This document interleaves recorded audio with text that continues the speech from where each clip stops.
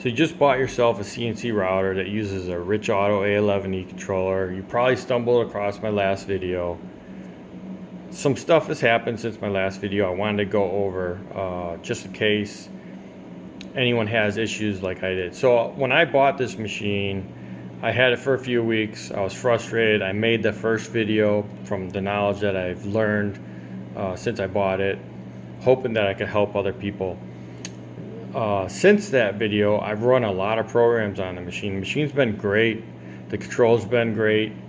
One of the things though that has happened to me since I started having issues with my Z-axis losing steps in the rapids, in vertical rapid moves, and I couldn't figure out why. I contacted Laguna. Laguna said that I needed to slow down my rapids. The machine, the way it comes set up from the factory, it's set up way too fast.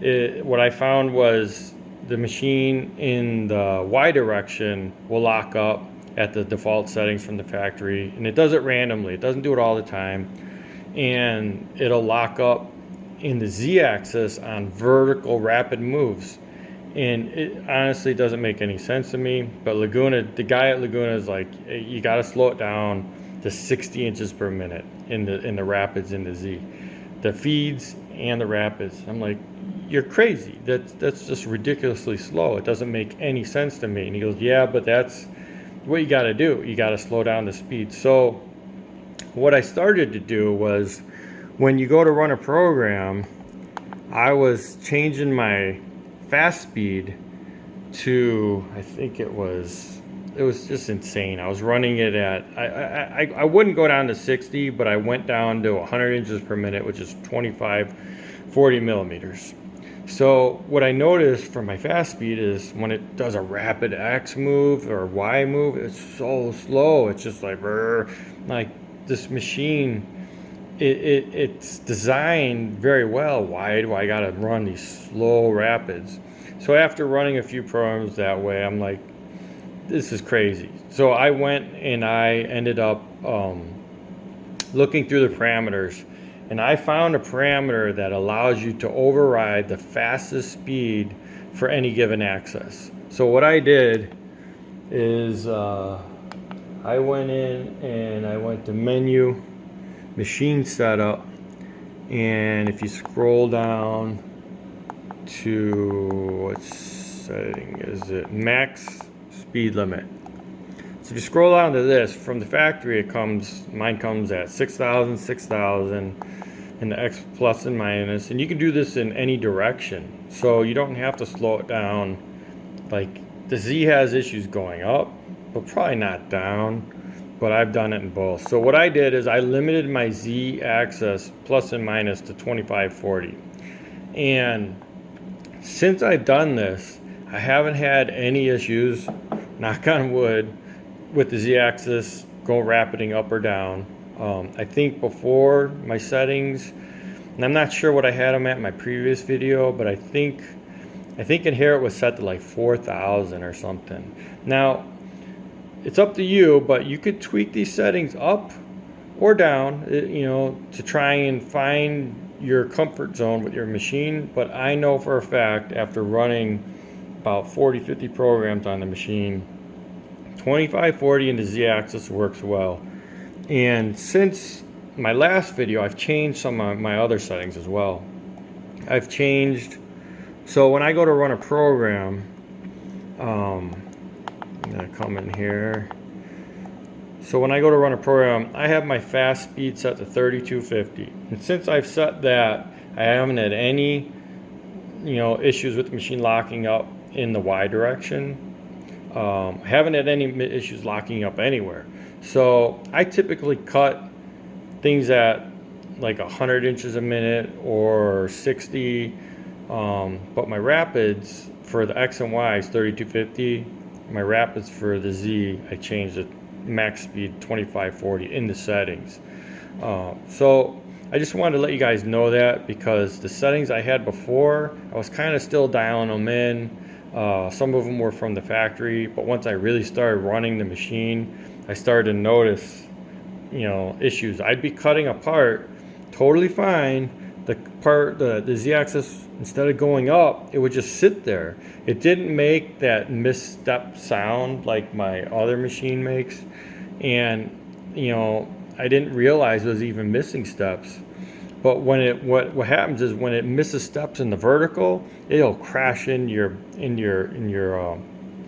work area here, your boards or your surface material. And if you see right here, there's a big gouge there. It's because it did it on me. And I was like, you know, this is just crazy. So since my last video, like I said, I changed my fast speed to 3250 and my rapid speeds in the parameters and the settings to 2540 for the z-axis. And that seems to have fixed any issues I had. I could probably go faster. You know, I could go slower if I wanted, but I don't want to. I want to go as fast as I can with being safe.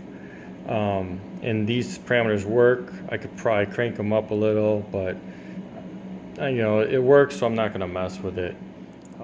So I hope that helps anyone that may have experienced issues after watching my first video.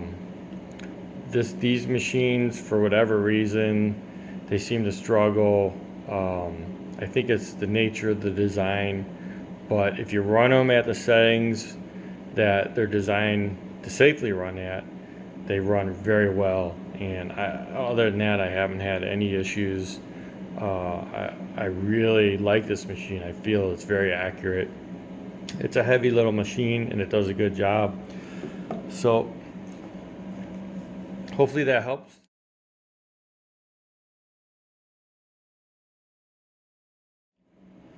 Okay, so the next feature I wanted to cover was program coordinates or work offsets, or I don't know, whatever you want to call them.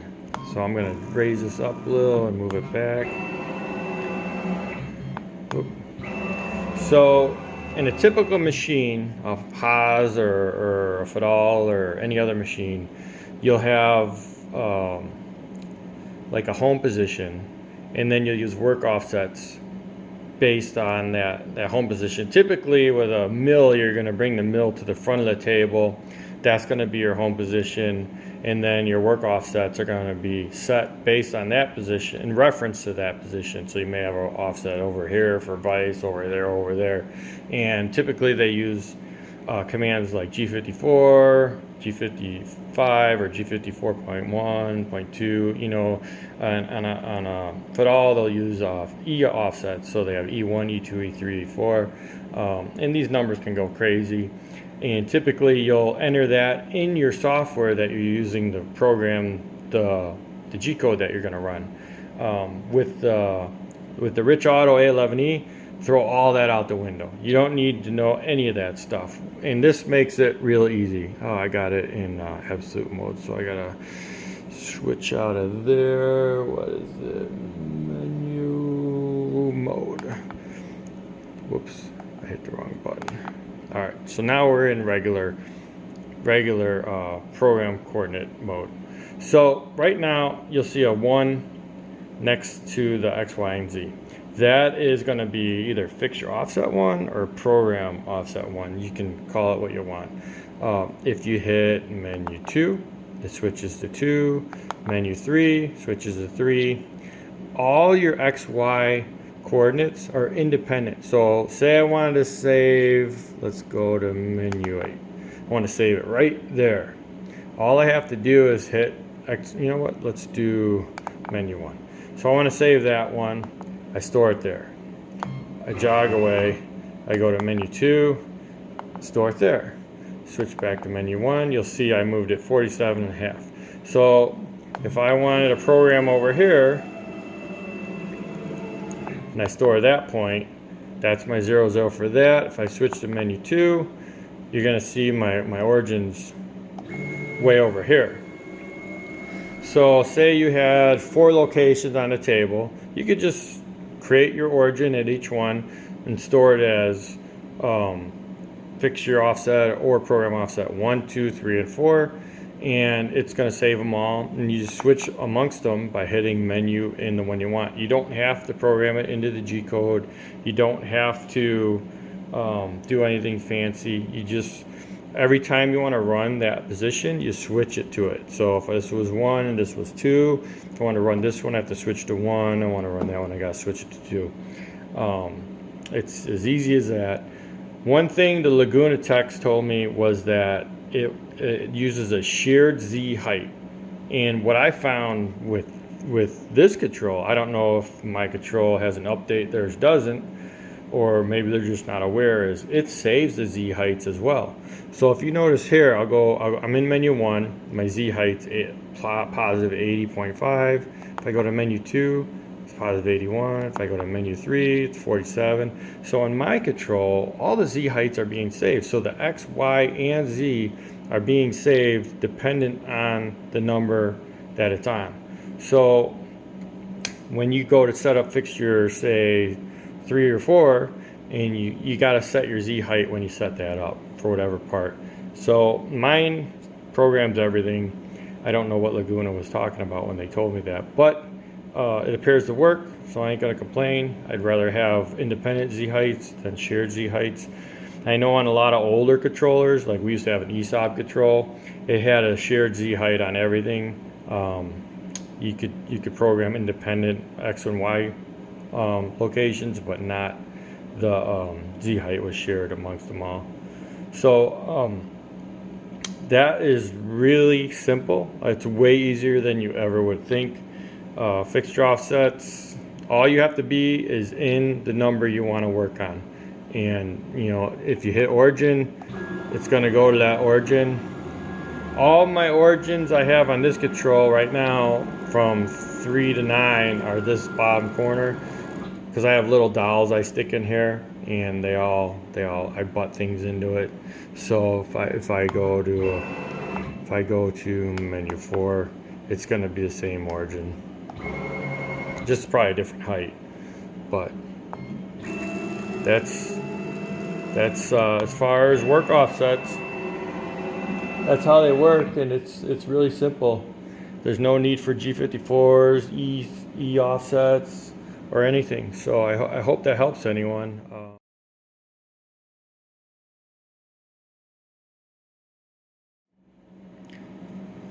So one of the commands I use very often is I use this array function. And when I first got the machine, I wasn't using it. I was using Aspire or Retract or Fusion 360 for that matter.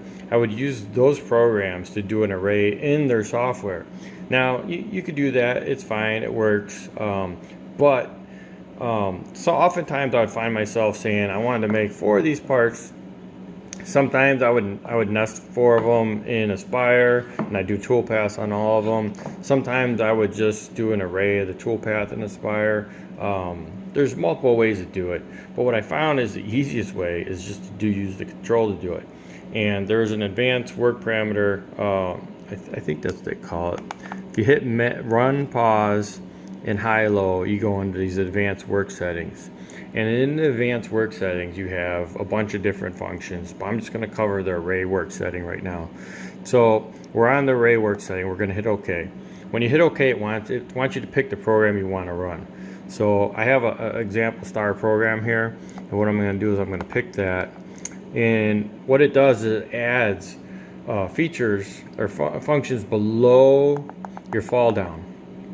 And first thing function is column count.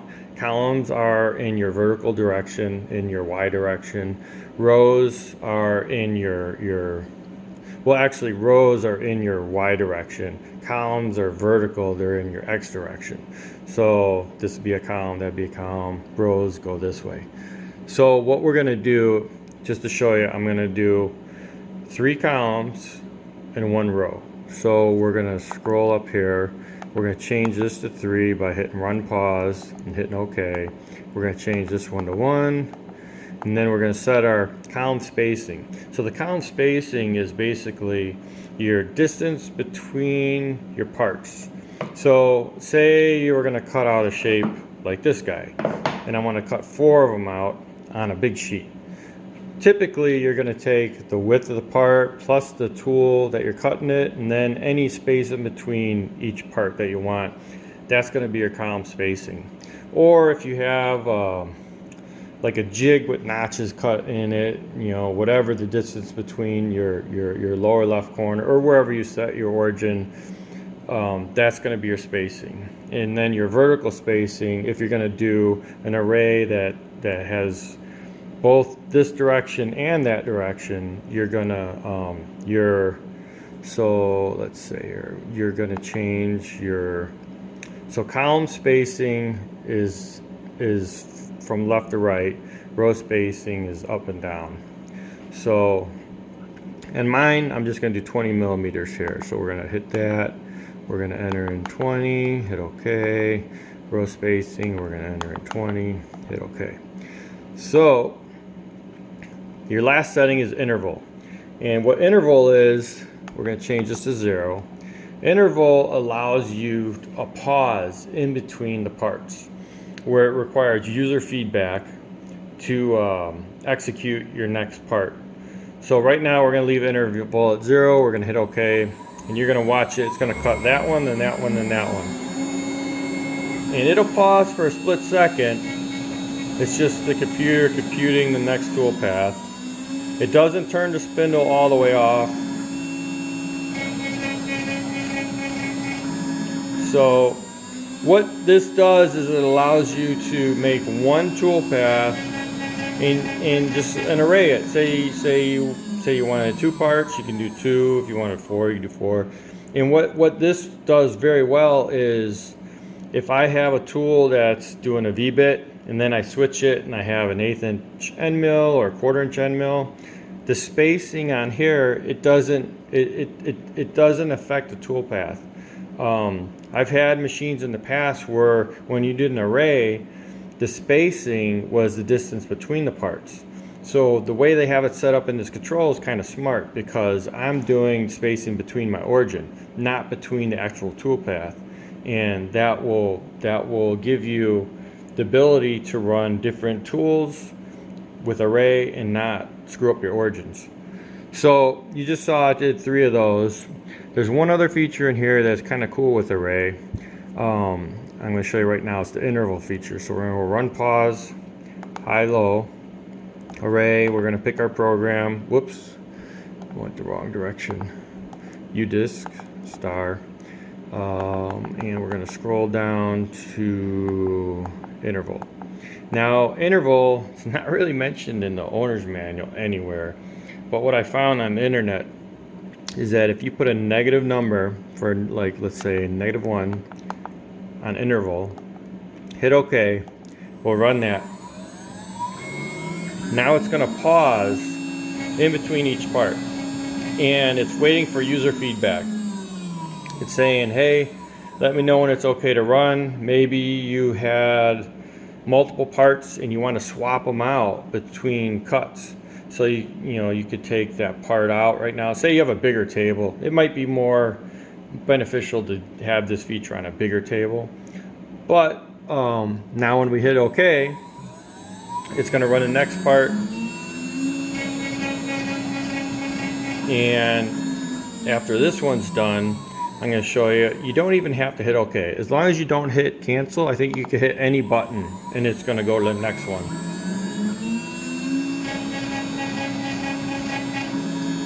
So that one's done. The one thing that you can't do while using interval is between the parts, before this thing stops, you're going to hear your spindle controller. It's going to have like a little high-pitched whine. You have to wait for it to reset itself. If you hit the green button or any button before it actually resets itself, which only takes a split second, but if you hit it, it's going to error out. And I learned that the hard way. So this is basically array, but there is one more feature that you should know about array. Say you had one part that you were doing multiples of over and over and over, and you just wanted to have a way just to hit a button, boom, boom, boom. So what you could do is you could go into array, you could change your column count and your row count. So we have a row count of 1. Say we want to make 20 the same part. So we just change our column count to 20, and a row count of 1. Scroll down, we'll change our spacing to 0. and change that spacing to 0. And our interval, obviously we'd want to use interval and something like that because you're going to pause between parts because you're going to swap them out. And right now it's going to do the first star. It's going to raise up. It's going to pause. So now this is where we would change out our part, and then we would hit OK, and it's going to do it all over again. And I don't know if it tells you how many, what number it's on, but let's see. So if we hit start again, nope, that one, I don't know what that one is, but it doesn't give you a count anywhere, which would be nice if it did, because, you know, like say you're cutting a bunch of parts, it'd be nice to know how many you have. Kind of like on a CNC lathe, you could set a number of parts and then it'll stop after that and whatnot. But that's pretty much it for the array function. It's very handy. It's easy to do something like this where you program one part, you just have it in your control, and you can run multiples of it whenever you want. So you want to run 2, say you want to run 4. It's a handy feature. I really like it. So we'll move on to the next one.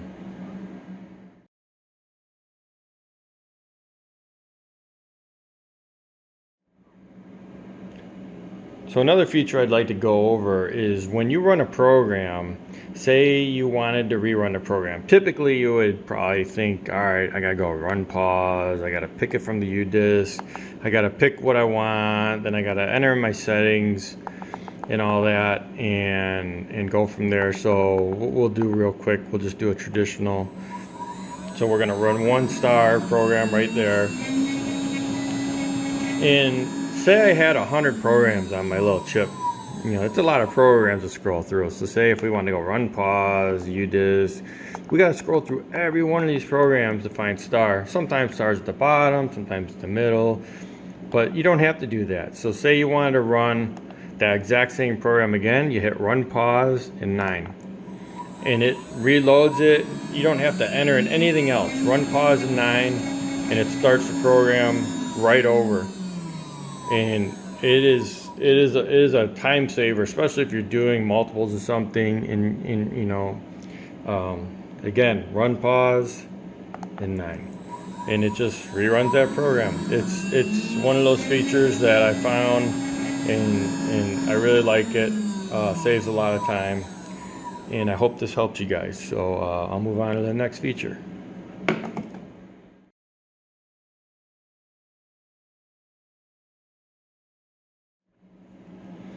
Okay, so the next feature I got that's very handy, I find myself using once in a while, is calculating the work time from the Gcode in the control. Say you wanted to go inside and take a break or watch TV or something, you got an hour-long program running, but you don't know exactly how long it runs and you want to set a timer for it.